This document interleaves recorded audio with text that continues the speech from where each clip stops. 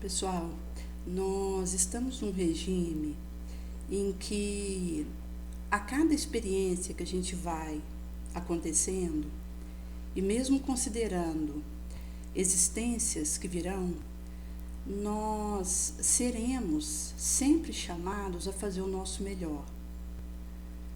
À medida que nós vamos fazendo essa fermentação porta dentro da alma, o nosso melhor, ele vai se instalar num patamar acima de uma experiência anterior. Porque a gente vai conseguindo aí nos melhorarmos e como nós ainda temos muitas existências nos esperando encarnados, quando nós estamos imbuídos desse melhor, no sentido de entregar isso para o nosso entorno, vai acontecendo que nós vamos encontrando areais para sempre estarmos nessa subida. Geralmente, quando alguém ia até o Chico, às vezes comentar algum drama com ele respondia que interessante o caso que tinha sido contado para ele, mas não emitia nenhuma opinião ou falava algo referente àquilo. Mostrando que quando alguém vem trazer até nós os seus dramas, a gente tem que ter cautela, porque geralmente quem fica dando muita ênfase nas próprias vivências dramatizosas que faz, não está aberto para aquilo que nós temos para lhe dizer. Inclusive porque aquele que realmente olha para si mesmo, se confronta, enquanto perante o mestre, não importando o hermético que veja diante de si, mas divisa essa saída, e se autoconhece, fermenta a inspiração nobre, esse indivíduo, ele vai conseguir, em meio à situação que estiver vivendo, perceber o próximo passo que ele deve dar, por mais desafiador que seja. Por isso que, quando nós consideramos a questão da colocação de ênfase que eu venha a dar para alguma dificuldade que eu esteja vivendo, a gente tem que ter cautela, porque isso pode significar algum tipo de recuo que eu esteja tendo diante do Senhor e não acolher aquilo que Ele me orienta. E nesse sentido, quando a gente fala, por exemplo, da verdade, ela lembra uma estrela cadente, quebrada em trilhões, num lodal, onde cada pessoa que a busca encontra uma parte naquele todo. Então, a verdade que está sendo revelada para mim, eu preciso valorar ela de forma esperançosa, satisfeita, a catação da insuflação bonosa, nessa sacrorrente inspiração torrencial, em que nesse desinteresse completo e nesse esquecimento de mim mesma e de qualquer pretensão que eu possa trazer, porque na verdade eu substituo isso pelo interesse do Cristo, vai sendo possível nós caminharmos fazendo o nobre. Por isso que nós somos chamados a amar até o fibral doer. Essa proposta, como Sonomá Teresa de Calcutá nos traz, em que nós vamos ser confrontados com a urgência de ir adiante, vai mostrar que ignorar as situações que nos aconteçam seria uma ociosidade, uma lavação de mão. Então, quando a gente considera, por exemplo, alguém que não se importa com o sofrimento que acontece em algum lugar, com a dor, com a desesperação, esse alguém se encontra numa sombra, escravo do seu próprio egoísmo.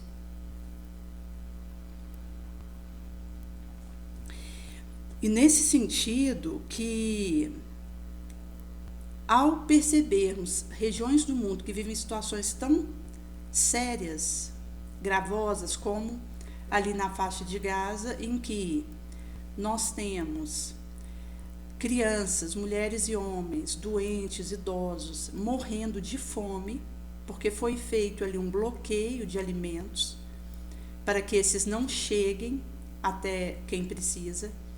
Inclusive, quando a gente considera aquela região ali, antes a ajuda humanitária ela chegava em corredores próprios e fazia acontecer a entrega de uma água, de um pão, de um penso a quem precisasse.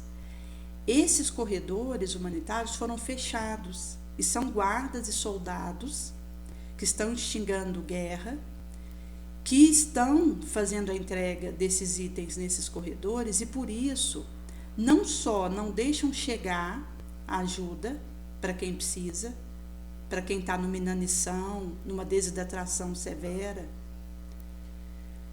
como atiram naqueles que buscam o alimento quando ele está sendo distribuído. Então mostra realmente ainda o nosso estado de barbárie, e que aqueles que despertaram minimamente para a solidariedade, com a ajuda que puderem oferecer, vão contribuir muito. Mesmo que aparentemente seja uma gota naquele oceano, uma garrafa de água num deserto, nós podemos, com esse contributo, diminuir, lenir a dor que nos assola. Por outro lado, se eu ignoro a aflição do populacho, esse populacho mesmo que eu fui chamada a servir, significa que eu estou cega aos meus devarios e desatinos próprios. E ainda guardando um fantástico cor-de-rosa céu que me entronize a vaidade criminosa e a ociosidade cruel. Nesse sentido que, quando nós percebemos que com a minha disciplina eu vou edificar uma vontade, e que essa vontade erguida à baliza máxima me leva aonde preciso, vai acontecer que a minha vontade, ela, devidamente estruturada, numa vibração positiva, vai sendo possível perceber a minha cota de responsabilidade e aquilo que posso realizar. Porque quando a gente fala, por exemplo, de Brasil, por mais que existam as necessidades, a ajuda ela chega, porque nós não temos aqui uma situação de bloqueio de guerra. Então, alguém que esteja precisando aí de uma refeição, nós, só para falar da cidade de Araxá, nós temos várias casas que distribuem sopa. Se a gente for considerar aí diferentes bairros, existe essa distribuição que é feita. E da mesma forma que isso acontece aqui em outras cidades pelo Brasil afora, a gente tem a multiplicação dessas casas, seja um albergue que abriga um viandante, seja um auxílio para dar uma passagem para aquele morador de rua voltar para sua casa na cidade de onde ele veio, porque na cidade de onde ele saiu para vir para cá, ele tem casa, ele tem família o aguardando. Seja quando consideramos a distribuição de um pão, que é feito aí por várias associações, de um brinquedo. E quando nós entramos na questão espiritual, que é a mais importante, nós temos também isso distribuído e entregue tanto na rede social, quanto em templos físicos, no centro espírita, em outros templos religiosos, em que o indivíduo pode se fortalecer, organizar melhor aquilo que ele tem realizado, fazer os ajustes que ele necessite. E nesse sentido que Se nós pegarmos a situação fora do Brasil, onde existem bloqueios reais para que a ajuda não chegue, são situações mais gravosas. E por isso que nós precisamos somar nossos esforços para que esse auxílio chegue onde precisa. Tanto, gente, na questão financeira de um Pix que a gente envia. Inclusive no nosso canal tem o Pix tanto do Fraternidade Sem Fronteira quanto do Médicos Sem Fronteira, que são instituições humanitárias que ajudam orbe afora, mas sobretudo também com as nossas orações, que da mesma forma que um valor amoedado é importante para ajudar essas instituições, a nossa oração ela é primacial, para que espiritualmente essas instituições possam ser fortalecidas para encontrar saídas nesses herméticos em que elas são colocadas pelos bloqueios guerrilhosos, para chegar a quem precisa. Porque às vezes o recurso ele até acontece, os mantimentos estão ali, o saco de arroz, o saco de feijão, de farinha. Mas o que acontece é que não tem o escoadouro para fazer chegar em quem precisa, porque está bloqueado pelo litígio, o duelo que acontece ali. Por isso que quando nós comentamos a questão da importância da sede de oração e do pensamento elevado, é porque isso vai nos cimentando uma condição para que possamos fazer com maior eficácia o auxílio chegar a quem precisa. Nesse sentido que acaba que a gente vai então percebendo a nossa posição justa de autoinvestimento na incessante ação do bem, vamos modulando a nossa vontade, isso vai criando outros dons, porque a nossa vontade corretamente, positivamente modulada, isso vai criando em nós novos ferramentais naquela direção. Então a bênção ela vai entranhando, vai nos modificando para melhor, inclusive porque vai tonificando o nosso psíquico com esses eflúvios caridosos e criando soluções, seja no hermético, no encruzilhado, no labirinto.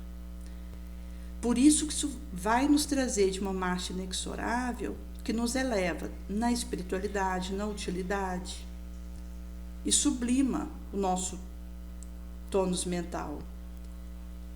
Nesse sentido, quando a gente fala dessa vontade entrando em ação, ela vai gerenciar aspectos que movimentamos visando aquele foco.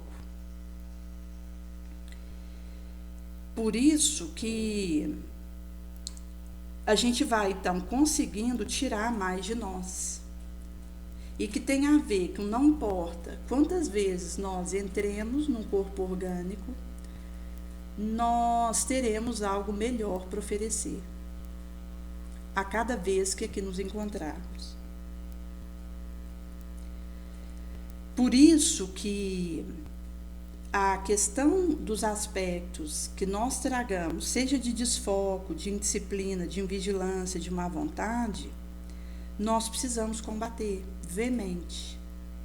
E, inclusive, porque a questão da invigilância, ela acaba que permite uma situação em que a gente vai recebendo infiltrações de todo porte, que vão nos apodrecendo. Porque o ponto central do nosso foco precisa ser o nosso cereal interno. Porque 1 minuto que eu descuido da minha casa mental é o suficiente para crescer erva daninha nela. Em sendo assim, quando nós consideramos a questão da nossa mente, ela é como essa gleba, esse solo que precisa ser regado, colocado ali um defensivo para que não cresça erva daninha, inseto roedor, que iria ali com a sua ação, mesmo considerando algum réptil ali que possa ali passar e amassar aquela plântula. Então, ações que vão tirando esses predadores da nossa gleba mental. E isso vai permitindo aí um fortalecimento do nosso psíquico. Porque, por todas as frentes que nós olharmos, é a vigilância correta, eficaz, que nos permite vigiar a nascente do nosso coração. E aí, nesse sentido, é possível aquela ação que eu tenho, ela ser bem sucedida, porque a minha vibração, ela não destoou.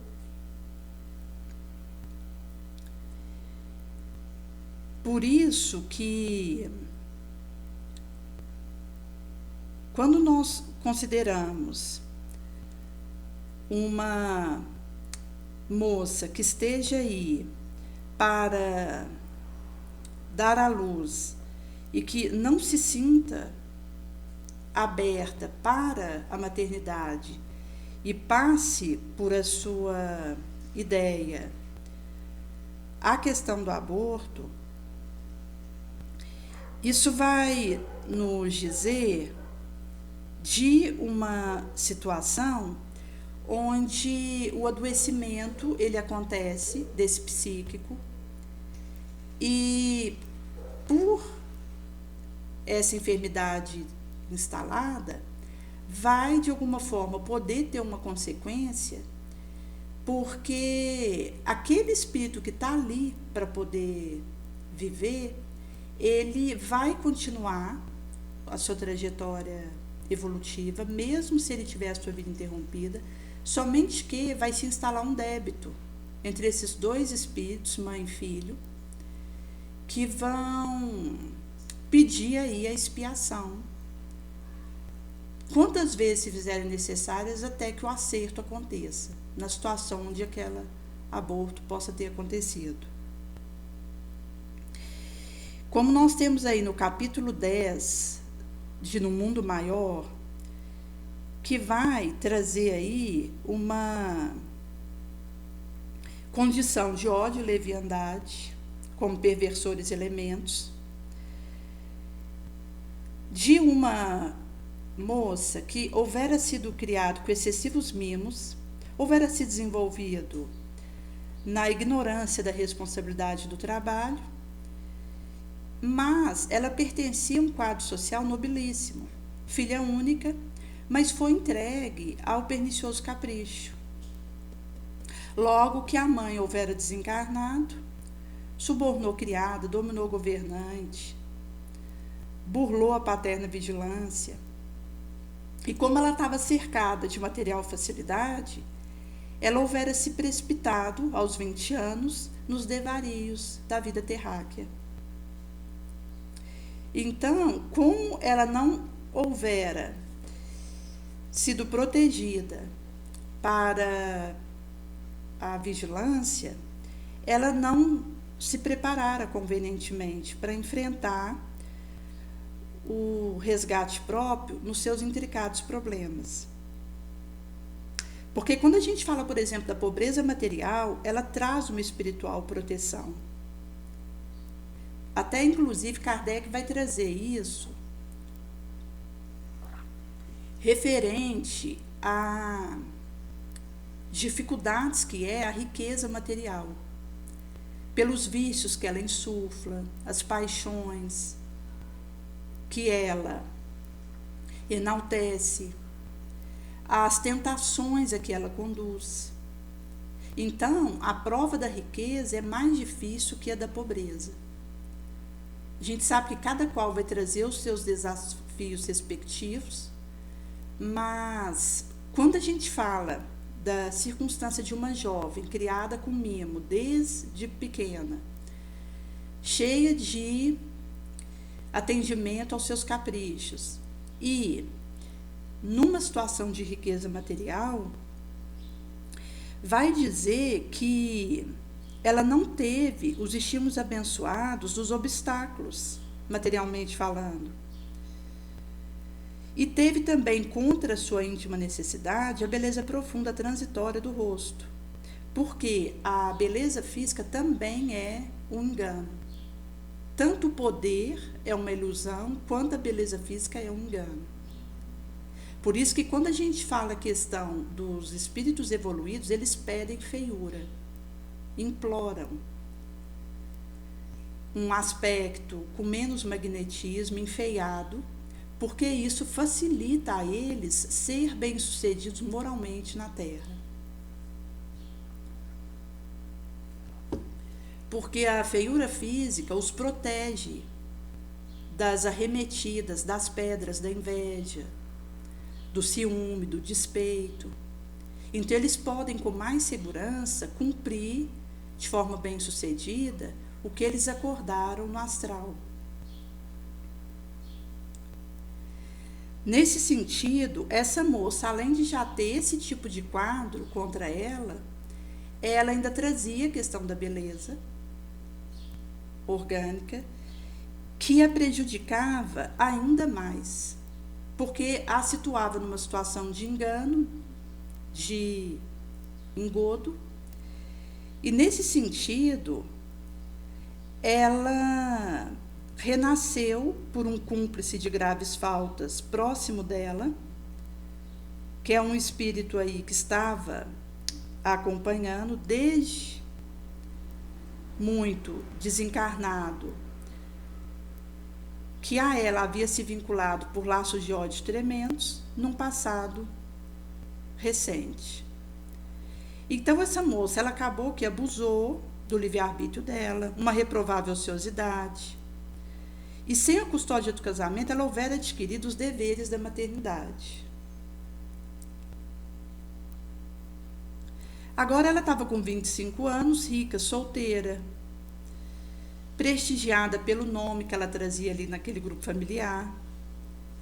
Tardiamente deplora os assumidos compromissos e luta desesperadamente para desfazer-se do filho que ela esperava, que seria aquele mesmo comparsa referido ao seu pretérito.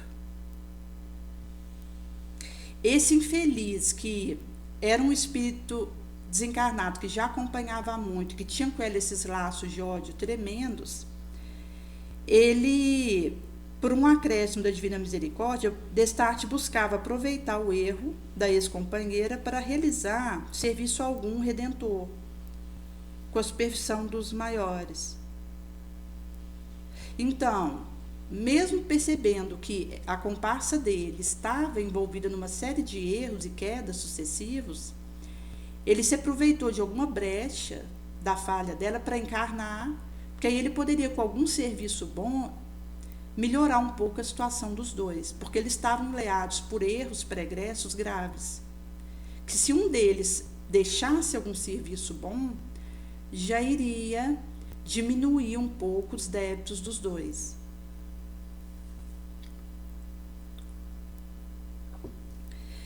Nesse sentido que vai ser trago que Deus, na sua amorosidade, ele converte as nossas faltas próprias em amargos remédios, que nos fortalecem e curem. Por isso que a demente, chamada Cecília, houvera recolhido, da mesma leviandade que ela fluxou, o recurso extremo, capaz de lhe retificar a trajetória à vida. Mas ela ferozmente reagia ao divino socorro, como ela chamava conduta, perversidade. E vai acontecer que, mesmo nas reiteradas intercessões e comoventes maternas, não houve modo de demovê-la do seu propósito de abortar essa criança. Porque os laços ali entre ela e esse filho era de ódio e amargura, consubstanciando, desequilibrando as energias. E, nesse sentido, ela não estava aceitando adentrar o santuário da esperança e da renúncia, que seriam pretendidos se ela visasse a vitória. Porque o veludoso e térpido ninho do materno amor é uma apelação para nivelar Salvador Caminho, fazer aperfeiçoamento de sentimento. Mas se há uma rebelião da parte da mulher, isso cria uma impossibilidade para que o delineado programa aconteça. Então, essa moça já tinha buscado alguns médicos para tentar abortar. Esses médicos tinham recusado realizar esse aborto. Então, ela usou valentos de venenosas drogas, das quais havia intensivamente abusado. Então, ela tem uma situação psíquica de desvario lamentável. Nesse sentido, ela estava em busca de formas de fazer a sua criminalidade acontecer, e mostra esse aspecto da invigilância quando eu não estou atenta para fortalecer a minha vontade no bem, me entrego a uma invigilância, ociosidade mental, e com isso as ervas daninhas vão crescendo no meu espaço psíquico, a chegar num estágio em que, se eu não busco a disciplina para arrancar essas ervas daninhas e reorganizar meus elementos para elevar, eu acabo inerme, tombando naquelas sugestões malévolas. Porque, inclusive, alguém que pense em interromper a vida de outro, seja alguém de um ambiente de trabalho, seja alguém que tenha realizado um roubo, seja alguém que esteja no seu ventre, ele pode até começar isso sozinho, mas ele continua acompanhado pelas tubas obsessoras que nos insuflam, pela vaidade criminosa, as atitudes em que nós, no derramamento de sangue, nos comprometemos ainda mais perante a lei de causa e efeito e nos tornamos joguetes ao bel da vontade dos obsessores.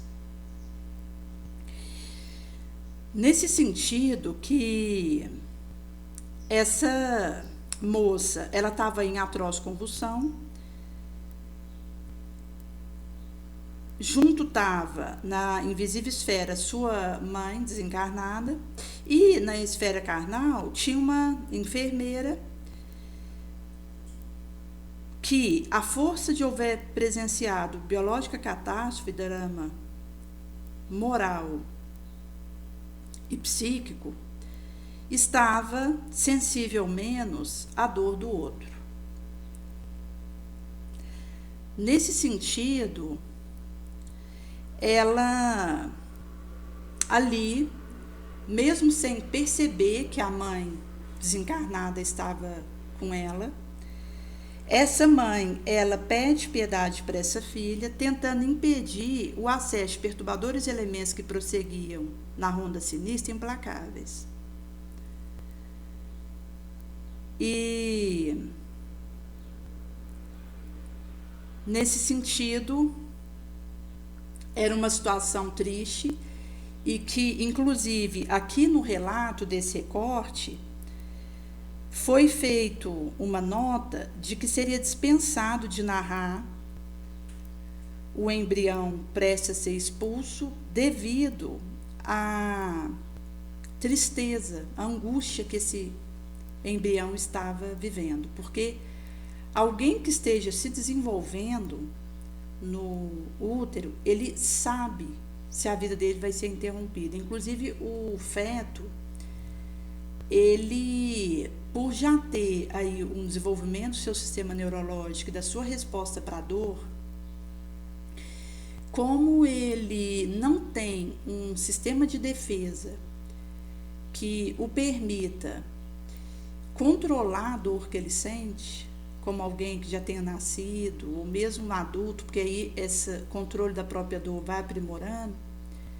Quando algo é feito para esse feto, seja fisicamente, interrompendo ali a sua vida com algum instrumento que vai machucá-lo, seja psicicamente, via uma decisão de que aquela interrupção vai acontecer, ele sofre tanto psiquicamente quanto organicamente com aquilo.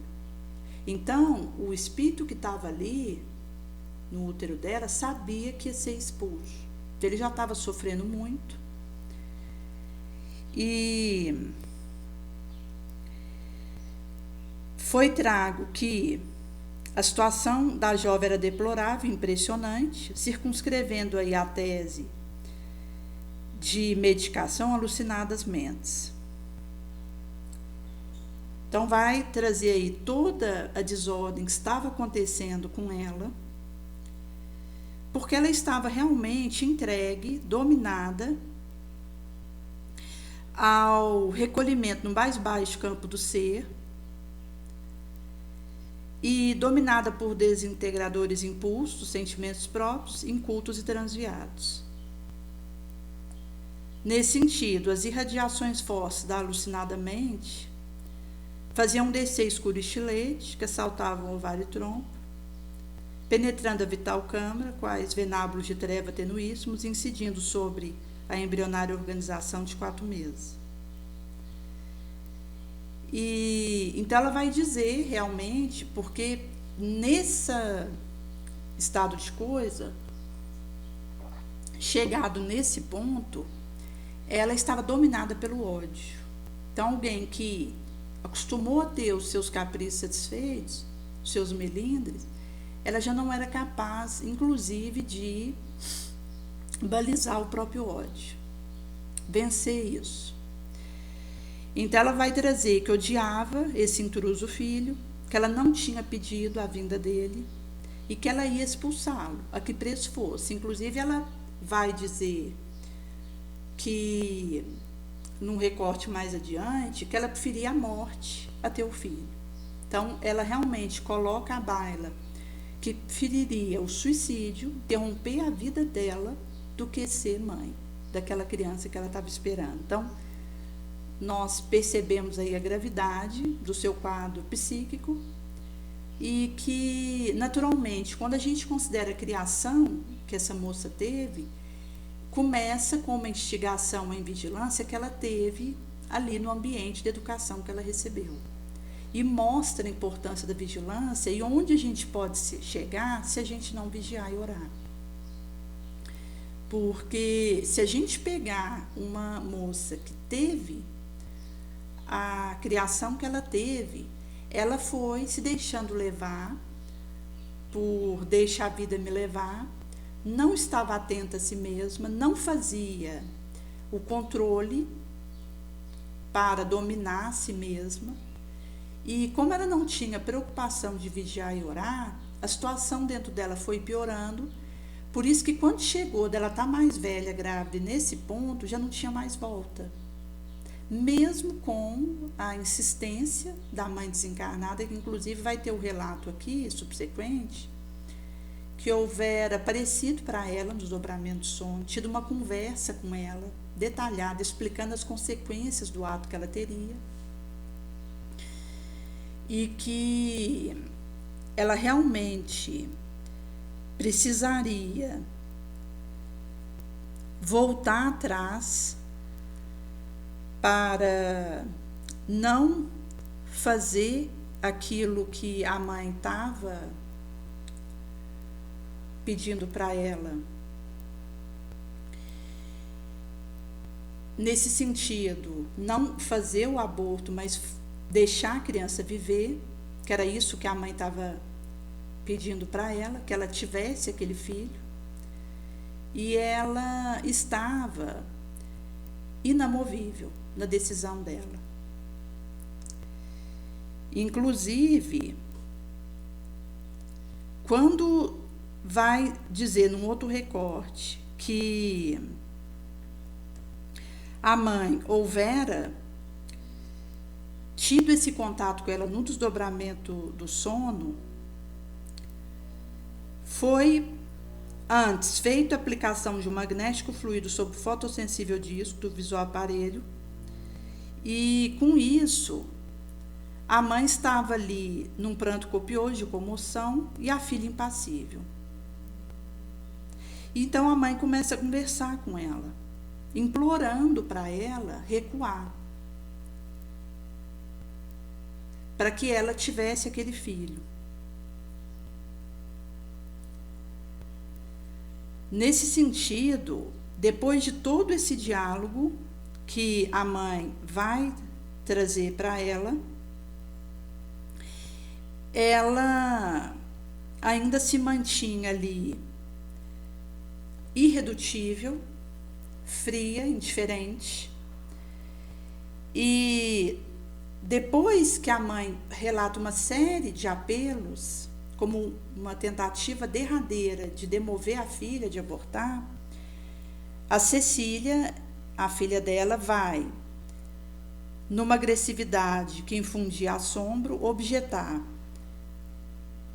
questionando por que a mãe não houvera dito isso para ela antes, quando a mãe estava encarnada. Por que a mãe, desde que ela era criança, satisfazia todos os seus desejos, fazendo ela crer em posição mais elevada que os outros, favorecendo a ela o ócio, a inércia, incutindo nela uma suposição de que são especiais os privilégios que eram devidos a ela, e que não houvera preparado ela para a humilhação. Inclusive, quando a gente tem essa disposição da humilhação, é que a gente consegue arregimentar e ambientar dentro de nós as corrigendas que a gente precisa fazer. Então, se essa moça tivesse sido preparada desde cedo para a humildade, que teria a ver com essa questão da vigilância, porque quem vigia sobre si mesmo é humilde, porque sabe que posso falhar e que por isso que eu tenho que ter esse controle sobre mim mesma. Como essa moça não recebeu esse tipo de orientação, ela não tinha capacidade psíquica, aptidão mental de ambientar a correção que ela precisava fazer daquela atitude que ela queria tomar, de abortar. Então, aí o caldo já tinha entornado, e então ela vai dizer claramente que ela não tinha coragem de se auto-humilhar. Ela não ia esmolar um remunerado serviço, nem dar conta de enfrentar a vergonha, e que, na situação que ela encontrava psíquica, ela preferia morrer do que cair na miséria. Então ela vai dizer, jogando a toalha, que não ia desistir de abortar, nem mesmo com a apelação da mãe, que, a despeito de tudo, ela ainda amava. E traz que seria impossível fazer o retrocesso da sua decisão. Então era uma cena estarrecedora. Você tinha aí esse conflito milenário da materna ternura com a real vida.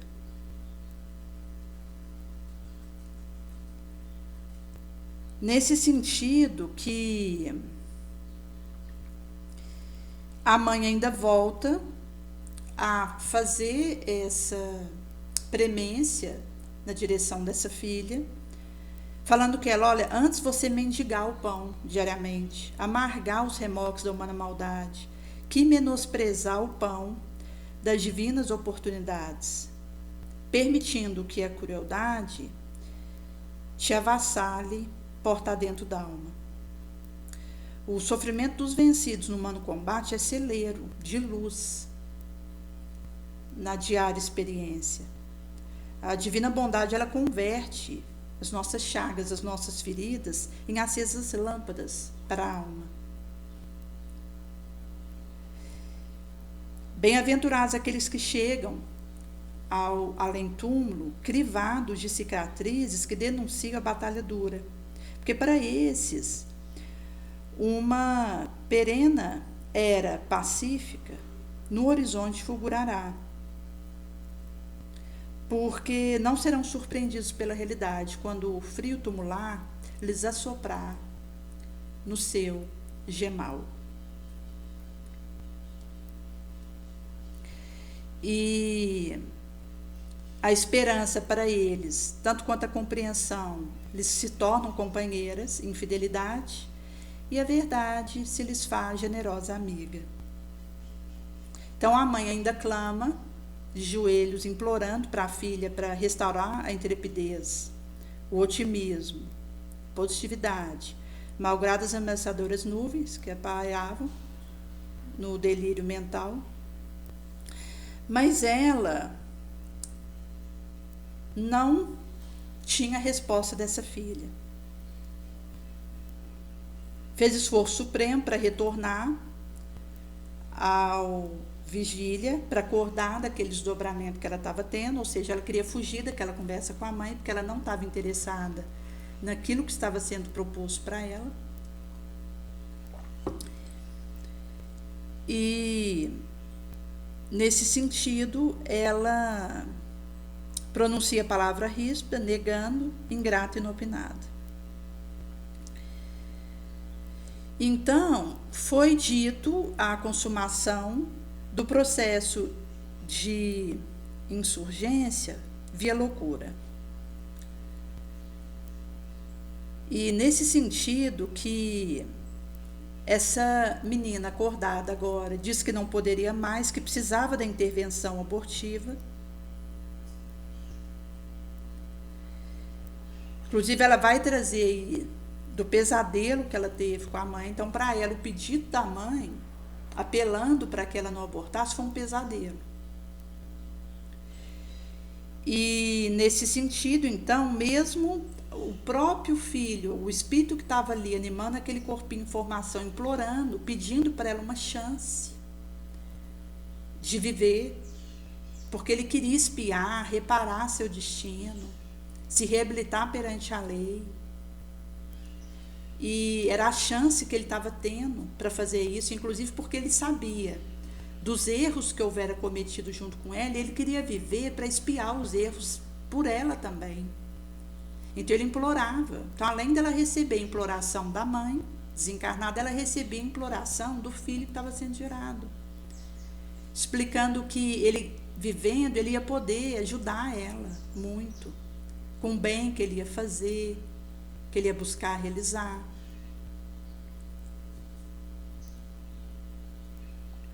E em sendo assim, mesmo que ele precisasse viver várias expiações, ele ia se esforçar para acertar. E então, com essa vontade máxima que ele estava, ele ia acabar conseguindo refazer o destino dele e dela, enquanto aquilo que ele pudesse ajudar, porque a parte que competia a essa moça caberia a ela, mas ele poderia, com as ações boas que ele realizasse, tirar dela também débitos, enquanto que eles houveram feito juntos. Naturalmente que ela depois teria a sua parte para resolver, mas ele já ajudaria muito, enquanto os crimes coletivos que os dois houveram realizado. E porque o que acontece? Quando você tem duas pessoas que estão enleadas por uma ligação de ódio e que foram comparsas em erros do pregresso, quando essas duas pessoas elas se reencontram no corpo de carne, é para um auxiliar o outro a melhorar, que seja pelo exemplo, porque esse filho nascendo e conseguindo, pelo seu testemunho, plantar o bem, de alguma forma ele já ia influenciar essa moça a melhorar. Por isso que ele implorava, apelando para essa mãe que deixasse ele viver, porque a chance que ele ia ter de deixar um testemunho nobre. Ele sabia que a mãe precisava também disso. Então é uma situação dramática e que mesmo essa moça, sob os apelos do filho e os apelos da mãe, não se comoveu. Pelo contrário, ela ainda ficou mais irritada com aquela situação, pediu a antecipação do aborto, que fosse para aquele momento ali, que ela houvera aberto o olho. E nesse sentido, com a genitora desencarnada em copioso pranto, começa a operação com prognóstico sinistro e mostrando o mau tamanho ao patrimônio próprio infligido por uma desequilibrada mente. Então foi feita uma desordem do fisiológico cosmo, de instante a instante, onde tanto ela quanto o filho ali estavam sossobrando, porque mesmo que ela viesse a desencarnar com aquele aborto, ela preferia isso a ter a criança. E o embrião, à medida que ele estava sendo violentado, ele reagia, fazendo desesperadamente a derição à placentária parede. Então, a mente do imaturo filhinho foi despertando à medida que aumentava o esforço para extraí-lo. Então, a gente tinha tanto a emissão de escuro raio da embrionária organização, quanto da mente materna, via seu encéfalo. Isso só ia piorando a desarmonia que acontecia. Só que depois que o entezinho houvera sido tirado ali da placenta, aconteceu uma situação em que uma força indefinível e vigorosa manteve esse ser que fora retirado atraído ao corpo materno. E com isso ele estava oferecendo especialíssimas condições, adheso ao celular campo que o expulsava. Então, num pesadelo átrio de sofrimento, refletia desesperação extrema, se lamentava com aflitivo grito, expedia mortífera vibração, balbuciava desconexa frase.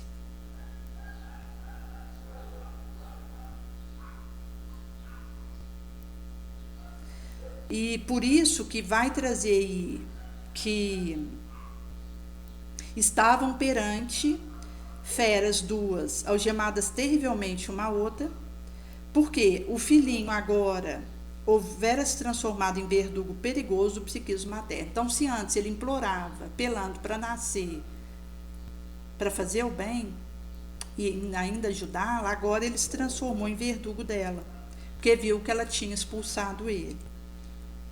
Premindo com involuntário impulso o ninho de vaso ali, na placenta, no útero, precisamente na região onde houvera feita a permutação dos sangues fetal e materno, o filho provocou um processo violento abundante de hemorragia.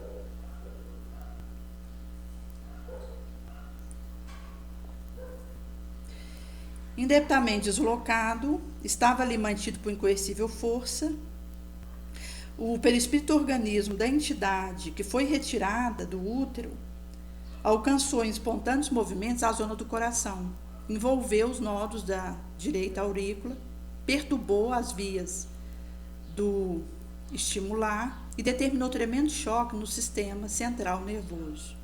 Isso veio agravar a hemorragia fluxal, que assumiu imprevista intensidade, e a enfermeira então dele como pode a situação, mas a mãe, ela continuava vociferando que odiava aquele filho, e nesse momento ela já realmente continuava o seu estado delirante, porque o ódio é um delírio. O indivíduo ele entra numa alucinação daquelas ondas mortíferas, e se ele não tem força suficiente para vencer aquele ódio, isso o alucina, o enlouquece. E como essa mãe ainda continuava sentindo a presença do filho na orgânica intimidade, ela vociferava que não embalaria jamais o intruso, que lançaria a ela a maldição e a vergonha. Então, tanto ela quanto o filho estavam sintonizados nessa onda odiosa, porque a psíquico do filho exibia forma estranha de apresentação e respondia no auge ali da ira e da cólera que tomou ele também, que ele ia se vingar dela, ela ia pagar ele ceitil por ceitil. Como ela não houvera permitido a ele retomar a terrena luta, que seria um caminho no qual a dor ensinaria a ele desculpar ela pelo delituoso passado e a esquecer as mágoas cruciantes. Como isso foi renegado para ele, enquanto uma prova que o conduziria à reconciliação do altar, e houvera sido cerrado para ele as oportunidades, portais de redenção, ele veredita que o poder maléfico que imperava nela igualmente habitava nele, e que isso houvera trago à tona da razão dele a perversidade lodal que dormia dentro dele latente. Então, como ela negou para ele o recurso purificador, novamente eles estavam unidos e ele ia arrastar ela para o abismo, inexoravelmente. Como ela houvera condenado ele à morte, ele sentenciaria nesse vaticínio igualmente. Foi negado para ele o retorno da consciência pacífica, o descanso, ao ser impedido que ele viesse ao mundo, mas ela também não ficaria mais tempo aqui. Como ela não quis ele para o serviço amoroso, ele vaticina que novamente ela seria dele para a satisfação do ódio puro e que ele vingar-se-ia, que ela seguiria com ele inamovivelmente. Então a gente tinha destruidores raios mentais que cruzavam-se em quadro horrendo de espírito a espírito, nesse duelo mental, num estado que já tinha saído do controle. E vai ser trago então que essas toxinas intensificavam-se na trama celular e que o ódio diariamente extermina no mundo com mais eficiência e intensidade, enquanto arrasamento, que de todos os canhões terráqueos unidos, troando num único coro. Ele é mais poderoso entre nós para destruir a paz e complicar os problemas que todas as guerras conhecidas pelos terráqueos no transcurso dos séculos. E aqui a gente fala de mais de 15 mil guerras. O ódio é pior do que elas. E nesse fato pavoroso, que se repete diariamente aqui, você tem um império de forças sobre essas duas desequilibradas almas tão detestáveis, que Deus procura reunir no Instituto Reencarnacional ambas. Mas como o ódio venceu ali nas vibrações de um para outro, vai acontecer que elas serão confiadas ao tempo, a fim de que, via dor, sejam operados os indispensáveis corretivos. E então, esse duelo de mentes torturadas vai ter que ser deixado entregue a si mesmo. Não valeria uma direta intervenção, Poderíamos agora fazer cooperação com amor fraterno oracional, aliada à renovadora função da cotidiana luta, porque houvera se consumado para ambos um processo doloroso de recíproca obsessão, de consequências amargas no tempo, no espaço, e cuja extensão nenhum de nós poderia divisar, prever. Onde esse destruidor raio mental cruzava em quadro horrendo, espírito a espírito. Por isso que quando nós comentamos a questão do perdão, é ele que vai tirando as nossas algemas.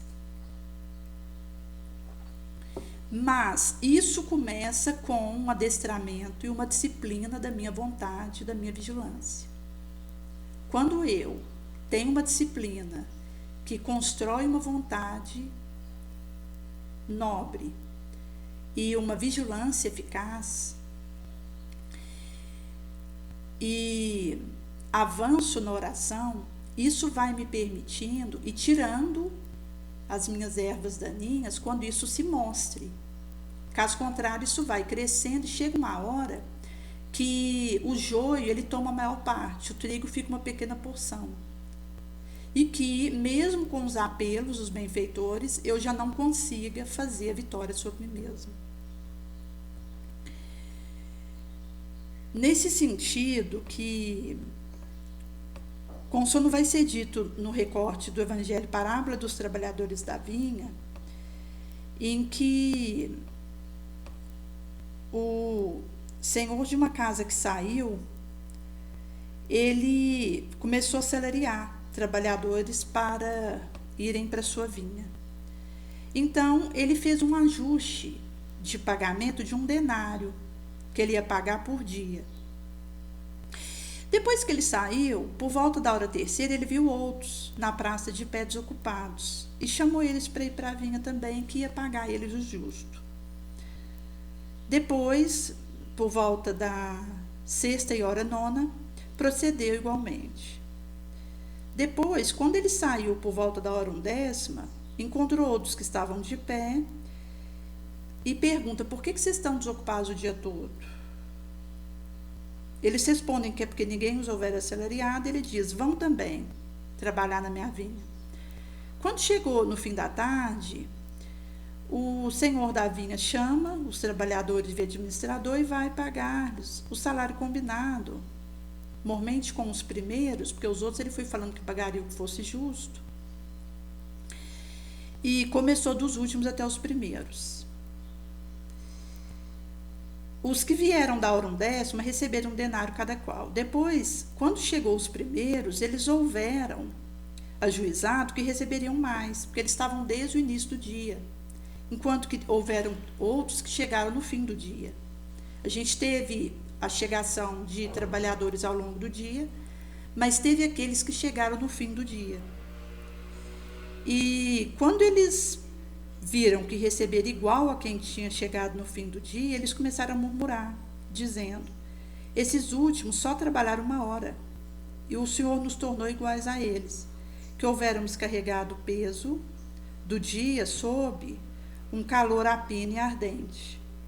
Então, o Senhor responde que ele não estava sendo injusto, porque houvera sido ajustado com eles 1 denário. E diz: toma o seu denário e vai. Eu desejo dar o último tanto quanto eu dei a você. Não me seria lícito fazer o que eu quero com algo que me pertence? Ou porque eu sou bom, teu olho é mau? E Jesus remata assim: os primeiros serão os últimos, e os últimos serão os primeiros.